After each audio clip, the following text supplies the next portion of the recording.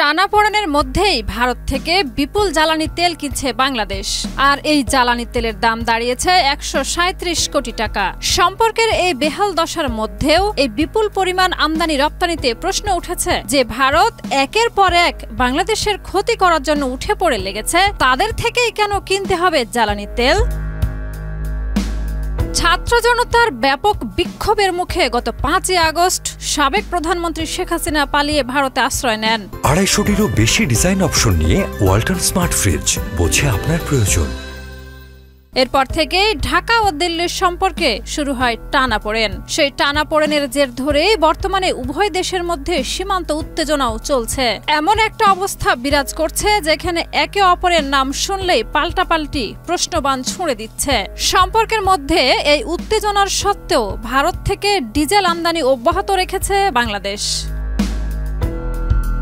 সম্প্রতি অনুমোদিত এক সিদ্ধান্তের আলোকে শিগগিরই ভারত থেকে ১,৩০,০০০ মেট্রিক টন ডিজেল আমদানি করবে বাংলাদেশ। ১৪ জানুয়ারি এক প্রতিবেদনে তথ্য জানিয়েছে ভারতীয় সংবাদ মাধ্যম এনডিটিভি। প্রতিবেদনে বলা হয়েছে, সীমান্ত ইস্যুতে ভারত ও বাংলাদেশের মধ্যে উত্তেজনার ভেতরেই ভারতের নুমালীগড় রিফাইনারি লিমিটেড থেকে ১,৩০,০০০ মেট্রিক টন ডিজেল আমদানির সিদ্ধান্ত নিয়েছে বাংলাদেশ পেট্রোলিয়াম কর্পোরেশন।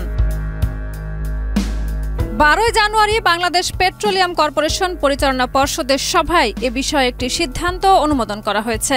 বিপিসির বেশ কয়েকটি সূত্র জানিয়েছে, এই ডিজেল চলতি বছরের জানুয়ারি থেকে ডিসেম্বরের মধ্যে আমদানি করা হবে এবং এর জন্য বাংলাদেশি টাকা খরচ হবে ১,১৩৭ কোটি টাকা।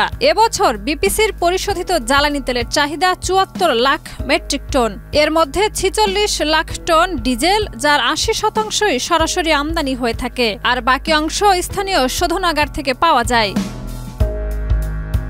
মূলত বিপিসি নিয়মিতভাবে ভারতের নুমালীগড় রিফাইনারি লিমিটেড থেকে পরিশোধিত জ্বালানি তেল আমদানি করে থাকে। ২০১৬ সালের জানুয়ারি থেকে এই তেল ট্রেনে করে বাংলাদেশে আসছে।